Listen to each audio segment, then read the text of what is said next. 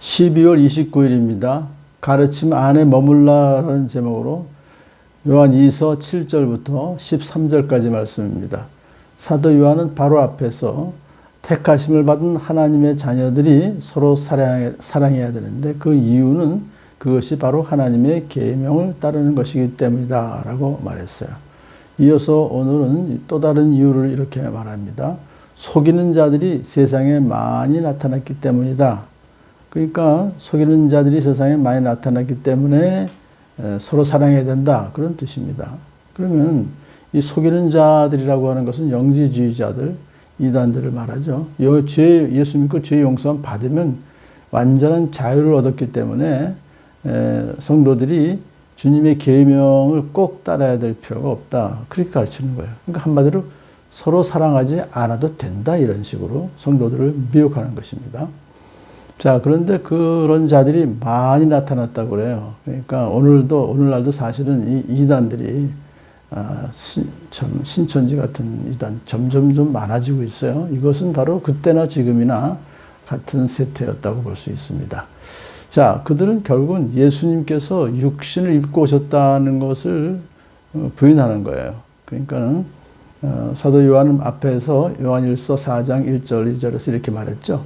여러분은 어느 영이든지 다 믿지 말고 그 영들이 하나님에게서 났는가를 시험하여 보십시오. 거짓 예언자가 세상에 많이 나타났기 때문입니다. 그런 뜻이에요.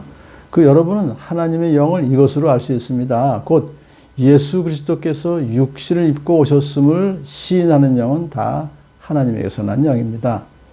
반대로 예수 그리스도께서 육신을 입고 오셨다는 것을 부인하는 사람들은 다 하나님의 영에 속하지 않았다. 그런 뜻이죠. 자, 이런 자들이야말로 속이는 자요 그리스도의 적대자입니다. 라고 단정을 했어요. 앞에서도 요한일서 2장 22절에도 누가 거짓말장입니까? 예수가 그리스도이심을 부인하는 사람이 아니고 누구겠습니까? 하면서 아버지와 아들을 부인하는 사람이 곧 그리스도의 적대자입니다. 적그리스도입니다.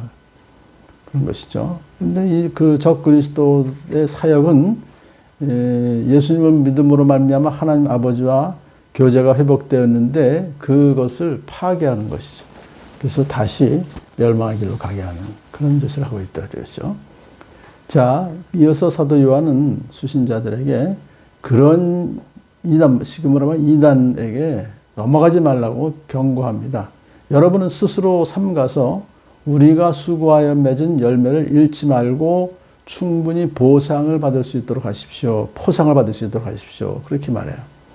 스스로 삼가라는 것은 스스로 잘 살펴라. 그래서 우리가 수고하여 맺은 열매를 잃지 말고라는 것은 결국 이단에 빠지지 말라. 그런 뜻이죠. 왜냐하면 사도들이 그동안 수고해서 전도하고 교육하고 점께서 하나님의 자녀로서 교회 생활을 할 수 있게 했는데 이단에 넘어가게 되면 거기서 떨어져 나가기 때문에 그렇습니다. 그러므로 갈라디아 4장 11절에서도 사도 요한도 이렇게 말했습니다. 내가 여러분을 위하여 수고한 것이 헛될까 염려됩니다.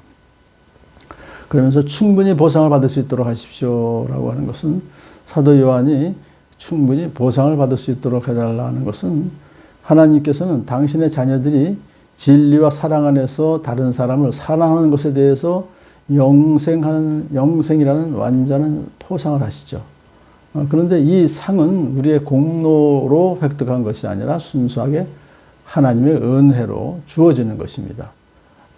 그래서 오늘도 이 이단들에게 넘어가지 말라고 경고하면서 또 이제 이렇게 그 다음에 지나치게 나아가서 그리스도의 가르침 안에 머물러 있지 아니한 사람은 누구든지 하나님을 모시고 있지 아니한 사람입니다. 라고 이제 경계를 하고 있어요. 지나치게 나간다는 것은 결국은 예수님의 교훈에서 가르침에서 급진적으로 떠난 죄악을 범하는 사람을 말해요. 그러니까 예수님 가르침 안에 머물러 있지 않은 사람이라고 규정을 하고 있습니다. 그러니까 한번 진리를 소유했다가 그 후에 진리를 버리는 자들을 말해요. 그들은 적그리스도의 영에 의해서 사도들로부터 전승된 그리스도의 가르침을 넘어서려는 유혹을 받아요. 그래서 예수 그리스도의 가르침 안에 머물러 있지 못한 자들입니다. 그 결과 그들은 결국은 예수님 하나님의 아들이시고 인성과 신성을 가지신 분이라는 것을 부인하면서 예수님의 신성이 있다고만 가르쳐요. 그렇지만 결국은 그것은 예수님께서 참된 인성을 입으신 것을 부인하면 결국 그들은 하나님을 믿지 않는 것이, 하나님을 결국 모시고 있지 않은 자들이 되는 것이다. 그렇게 규정을 내리고 있습니다. 그러나 그 가르침 안에 머물러 있는 사람은 아버지와 아들을 다 모시고 있는 사람입니다. 라고 했죠. 그러니까 예수님의 가르침 안이라고 하는 것은 하나님의 아들이신 예수 그리스도는 하나님과 사람 사이의 유일한 중보자이시다 하는 것을 사도 바울이 얘기했고요. 또 그 예수님은 하나님 아버지를 계시하시는 유일한 진리다. 내가 길이요 진리요 생명이다 그랬었어요. 그리고 하나님께 이르는 유일한 길이 바로 예수 그리스도다라는 그 가르침 안에 머물러 있는 사람들은 아버지와 아들을 다 모시고 있는 사람이다. 이것은 잠깐만 아들을 강조하죠. 하나님만 믿는다고 하는 것이 아니라 하나님도 믿고 예수님, 그 아들 예수님도 믿는 그런 것이 올바른 믿음이다. 그러므로 예수 그리스도를 시인하는 것은 하나님 아버지를 소유하는 것이며 하나님을 소유하는 것은 또한 아들 예수님과의 사귐을 즐기는 것이다.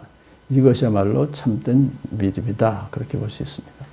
그래서 누가 여러분을 찾아가서 이 가르침을 전하지 않으면 이 가르침이 바로 앞에서 말했던 그 가르침이죠. 그것을 원래 처음 전했던 복음입니다. 그것을 전하지 않고 다른 걸 가르치면은 그 사람을 집에 받아들이지도 말고 인사도 하지 마십시오. 그거예요. 그러니까 여기서 이건 그냥 개인적으로 뭐 서로 say hello 정도, 이 정도가 아니라 뭔가 자기들이 그 이단적인 가르침을 전하려고 오는 거예요. 그러니까 참된 가르침이 아니라 그런 자들은 그러니까 그들의 교리를 가르칠 수 있는 기회를 공식적으로 갖게 하지 말라 그거예요. 가정에서뿐만 아니라 교회도 물론 그렇습니다.